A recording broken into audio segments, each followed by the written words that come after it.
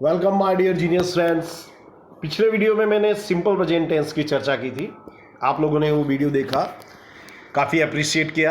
दोस्तों, इस वीडियो में हम चर्चा करेंगे प्रेजेंट कंटीन्यूअस टेंस, जिसे हिंदी में कहा जाता है चालू वर्तमान काल। तो दोस्तों, मैंने जैसे आपसे पहले ही कहा था कि टेंस में दो चीज़ें विशेष रूप से याद रखनी है कि एक तो उसकी पहचान और सेकंड उसका कंस्ट्रक्शन, उसके जो नियम है। और दोस्तों, मैं आप लोगों से फिर से रिक्वेस्ट करूंगा कि at the end of the lecture जो मैं आपको टास्क दूं, वो टास्क आप अवश्य पूरा करें, तो आपको ये जो चीज़ें मैं जो समझा रहा हूँ काफ़ी हद तक परफेक्ट हो जाएगी। तो पहले इसका मतलब समझे। चालू वर्तमान काल यानी ऐसा वाक्य जिससे मालूम पड़े कि वर्तमान समय में क्रिया चल रही है। तो चालू वर्तमान काल का वाक्य की पहचान याद रखिए दोस्तों। हिंदी में ये जो वाक्य होते हैं प्रेजेंट कंटीन्यूअस टेंस के, इन वाक्यों के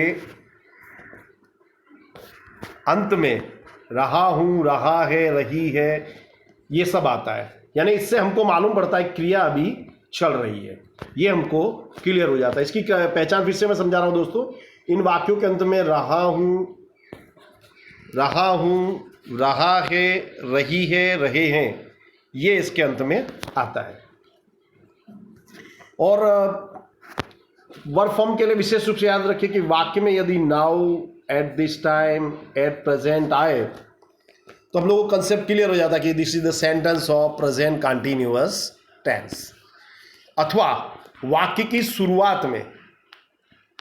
शुरुआत में look, listen, see, here, watch, ये शब्द आवे तो हमें समझ जाने का कि ये जो वाक्य है ये प्रेजेंट कंटीन्यूअस टेंस का है।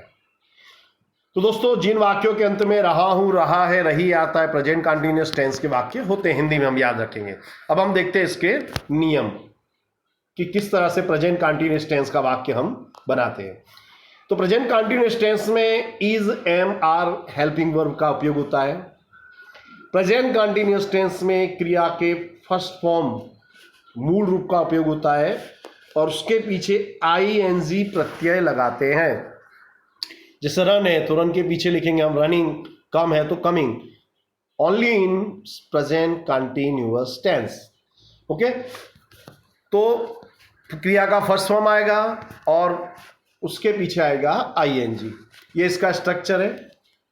कर्ता यानी सब्जेक्ट, उसके बाद सहायक क्रिया पद इजेमार लिखते हैं, क्रिया का फर्स्ट फॉर्म, उसके पीछे आईएनजी प्रत्यय, कर्म और अन्य शब्द।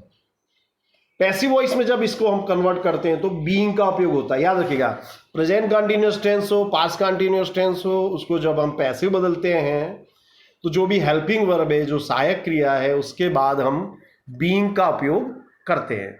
अब मैं कुछ वाक्य आप लोगों के सामने समझा रहा हूं दोस्तों। पहला वाक्य हमारा, वे अभी क्रिकेट खेल रहे हैं। तो सबसे पहले दोस्तों वाक्य को पहचानिए कि वाक्य में से हमको मालूम हो रहा कि खेलने क्रिया भी चल रही है, यानी कंटिन्यूअस है। Therefore it is the sentence of present continuous tense. तो यहां पे हमारा सब्जेक्ट है दे, उसके बाद दे बहुवचन, इसलिए हेल्पिंग वर्ब आएगी आर, क्रिया खेलना प्ले के पीछे आईएनजी, कर्म क्रिकेट और अभी के लिए नाउ।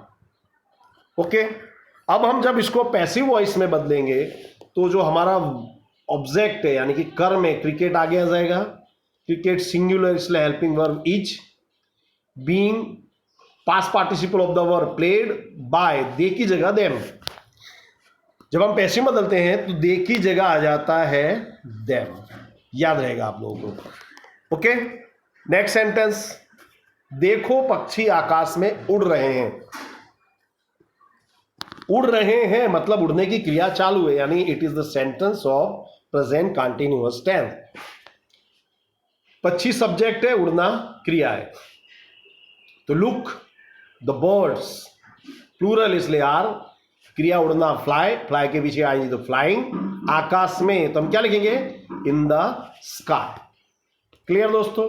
नेक्स्ट सेंटेंस, आप लोगों से फिर से मैं रिक्वेस्ट करूंगा दोस्तों कि आप पेन और नोट लेके बैठिए और वाक्यों को लिखते जाइए। हमारा नेक्स्ट सेंटेंस है, सुनो राधा पुराने फिल्मी गीत गा रही है। तो सुनो जो आया उसके लिए आगे हम लिखेंगे लिसन। यहां पे हमारा कर्ता सब्जेक्ट है राधा, राधा सिंगुलर है इसलिए इज। क्रिया है गाना, तो सिंगिंग पुराना फिल्मी गीत, एन ओल्ड फिल्म सॉन्ग। अब हम इसको जब पैसिव में बदलेंगे तो क्या होगा कि लिसन तो आगे रह गई, कर्म है पूरा एन ओल्ड फिल्म सॉन्ग, ये पूरा कर्म है, तो एन ओल्ड फिल्म सॉन्ग आगे आ गया, सिंगुलर इसलिए इज। बीइंग, सिंग का पास्ट पार्टिसिपल थर्ड फॉर्म होता है संग, सिंग सेंग संग। बाय, फिर कर्ता हमारा आगे आ जाएगा यानी कि राधा। ओके दोस्तों, कंसेप्ट क्लियर हो गया होगा आपको। अब हम बात करते हैं नेगेटिव सेंटेंस की, नकारात्मक वाक्यों की। नकारात्मक वाक्य यानी ऐसे वाक्य जिसमें वाक्य में नहीं आता है, वो मैंने पहले ही आपको बताया था। तो प्रेजेंट कंटीन्यूअस टेंस में जब नेगेटिव सेंटेंस बनाते हैं तो जो भी हेल्पिंग वर्ब है उसके बाद हम नॉट लगते हैं, इज एम आर और फिर नॉट। कर्ता आएगा आपका, फिर उसके बाद इज एम आर, फिर नॉट, फिर first form of the verb ING कर्म और अन्य सब। पैसिव में कर्म आगे आ जाएगा, इज एम आर नॉट, उसके बाद बीइंग, फिर past participle of the verb. अब यहां हम कुछ उदाहरण देखेंगे दोस्तों। पहला वाक्य है वह कमरा सही ढंग से नहीं सजा रही है, ये वाक्य। यहां पे करता है वह, ये लड़की है इसलिए हम किसका उपयोग करेंगे, सी, इज नॉट। क्रिया है डेकोरेट, डेकोरेट यानी सजाना, उसके पीछे आईएनजी आ जाएगा, डेकोरेटिंग द रूम प्रॉपरली, ये हुआ एक्टिव वॉइस। अब हम इसको पैसिव बदलेंगे तो द रूम आगे आ जाएगा, कर्म आगे आ जाता है, सिंगुलर इसलिए इज, नॉट, बीइंग आता है। याद रखिएगा दोस्तों, once again I repeating, continuous tense में जब भी पैसिव वॉइस बनाते हैं तो जो भी हेल्पिंग वर्ब है उसके बाद बीइंग आता है। डेकोरेट का पास्ट पार्टिसिपल होगा डेकोरेटेड बाय, सी की जगह हर, ये प्रॉपरली अदर वर्ड्स है, इसको हम लास्ट में रखेंगे। वंस अगेन आई रिपीट दोस्तों, द रूम आगे आ जाएगा, द रूम सिंगुलर इसलिए is, not, being, past participle of the word. Decorate का पास्ट पार्टिसिपल होता है डेकोरेटेड, बाय हर, प्रॉपरली। क्लियर? नेक्स्ट, मरीज सेब नहीं खा रहे हैं। यहां पे जो हमारे सब्जेक्ट यानी करता है the patients, the patients, patients बहुवचन इसलिए आर नॉट। क्रिया है खाना, ईट, ईटिंग एप्पल्स। अब हम उसको जब पैसिव बदलेंगे तो द एप्पल्स आगे आ जाएगा, एप्पल्स प्लूरल है, बहुवचन इसलिए आर नॉट, बीइंग। ईट का पास्ट पार्टिसिपल थर्ड फॉर्म होता है ईटन, याद रखिएगा, ईट, एट और पास्ट पार्टिसिपल होगा eaten by the patients. Interrogative की बात करेंगे दोस्तों। अब हम इंट्रोगेटिव यानी कि प्रश्नवाचक वाक्य जिसमें कोई प्रश्न पूछा जाता है। तो इंट्रोगेटिव सेंटेंस में दोस्तों मैंने आपको पहले ही बताया था कि इंग्लिश में जब भी हम कोई भी इंट्रोगेटिव सेंटेंस बनाते हैं तो जो भी हेल्पिंग वर्ब है वो कर्ता से पहले आती है, जो भी सहायक क्रियापद है वो कर्ता से पहले आती है। और जो प्रश्नवाचक शब्द यदि वाक्य के बीच में हो, प्रश्नवाचक शब्द यानी कौन, कब, कैसे, कहाँ, तो उसको वाक्य की शुरुआत में लिखते हैं। यहां एक सेंटेंस में आप लोगों को बताऊंगा। पहला वाक्य है क्या वे अभी टीवी पर क्रिकेट मैच देख रहे हैं। तो यहां पे सब्जेक्ट है हमारा वे, वे के लिए आएगा दे, दे प्लूरल है इसलिए हेल्पिंग वर्ब क्या आएगा आपका आर, और वो भी सब्जेक्ट से पहले। सॉरी। अब क्रिया है हमारा देखना, देखना के लिए अंग्रेजी शब्द वॉचिंग, क्रिकेट मैच कर्म, टीवी पर ऑन टीवी, अभी के लिए नाउ। अब जब हम इसको पैसिव में बदलेंगे तो क्रिकेट आगे आएगा। अब क्रिकेट है सिंगुलर इसलिए हेल्पिंग वर्ब आएगा इज, क्रिकेट में सिंगुलर इसलिए इज आया। Being past participle of the verb, watching का past participle of watched, by they का देम। दोस्तों मैं आपको पहले ही बता चुका हूं कि जब भी पैसिव वॉइस बदल बनाते हैं तो दे की जगह आ जाता है देम, वी की जगह आता है अस। और कर्म जो है वो वाक्य की शुरुआत में आ जाता है। नेक्स्ट सेंटेंस, क्या मीना अभी खीर पका रही है? तो यहां है सब्जेक्ट हमारा मीना, तो मीना आगे आएगा। मीना से पहले आएगी helping verb is, because Meena is singular. यहां हमारा वर्ब है, क्रिया है कुक, तो जाए कुकिंग, खीर अभी के लिए नाउ। पैसिव वॉइस में खीर आगे आ जाएगा, खीर सिंगुलर इसलिए इज, कुक का past participle cooked by Meena now. Clear? Next sentence, why are they cutting the tree?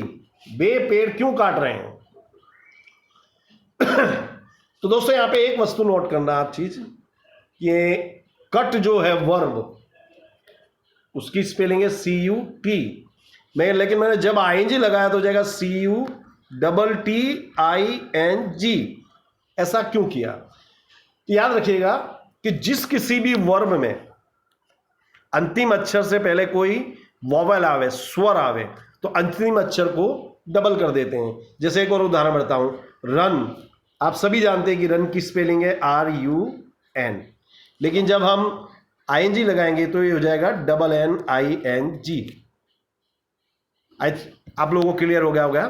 तो इसलिए कट में जब हम कटिंग करेंगे तो टी क्या हो जाएगा? डबल। तो सबसे पहले तो हम ये जो प्रश्नवाचक शब्द वाक्य के बीच में आया है क्यों, उसकी स्पेलिंग लिखेंगे वाई। कर्ता दे से पहले आएगा are, cutting the tree. Passive voice में वाई तो आगे रहेगा, द ट्री आगे आ गया, द ट्री सिंगुलर इसलिए इज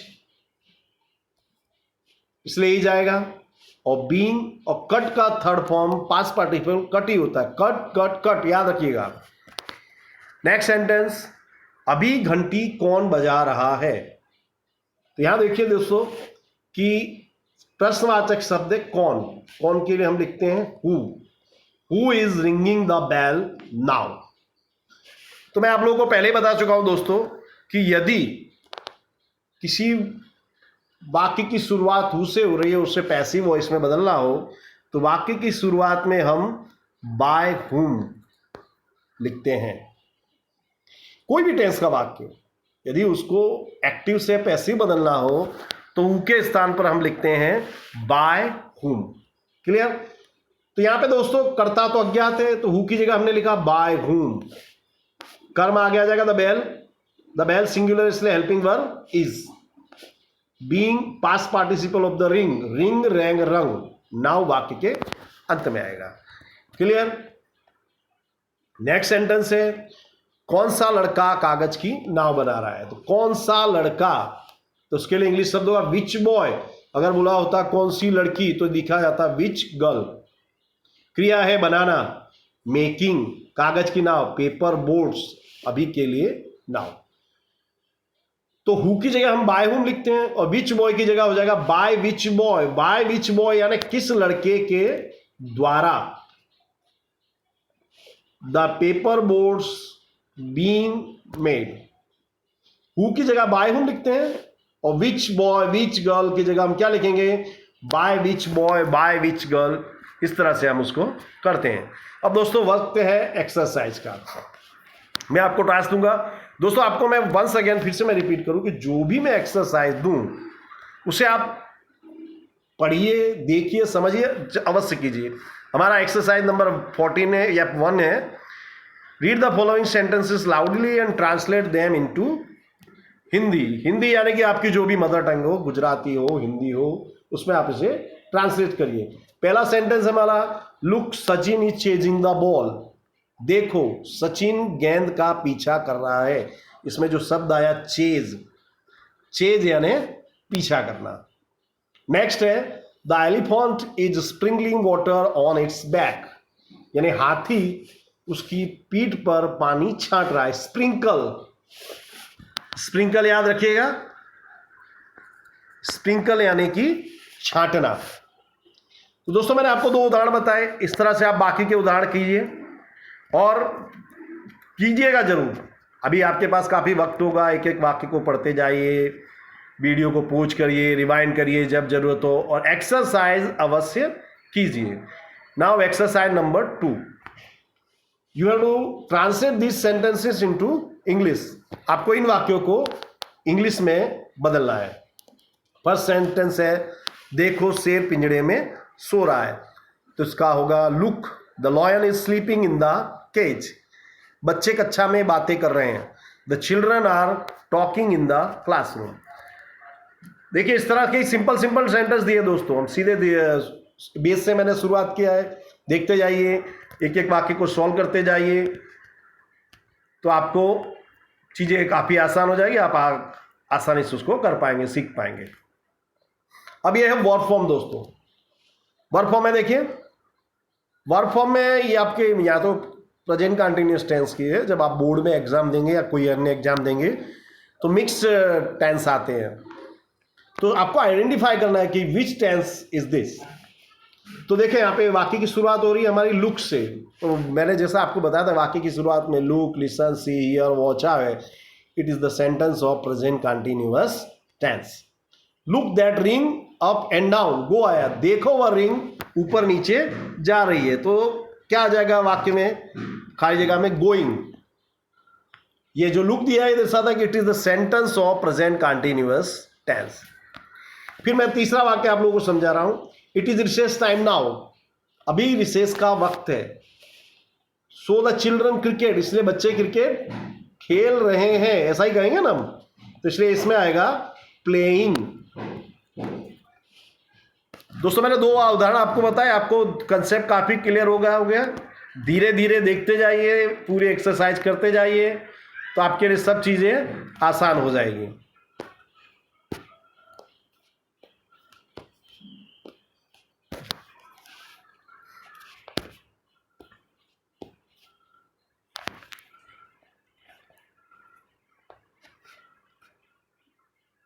वोकेबलरी भी दिए दोस्तों मैंने, इसमें जो डिफिकल्ट वर्ड्स होते हैं वो मैंने दिए हैं, तो आप लोग क्या करना है, ये वर्ड्स को लिख करके याद कर लेना है, और you have to use them in your own sentences. आपने खुद के वाक्य बनाइए, तो आपके लिए चीजें काफी आसान हो जाएंगी।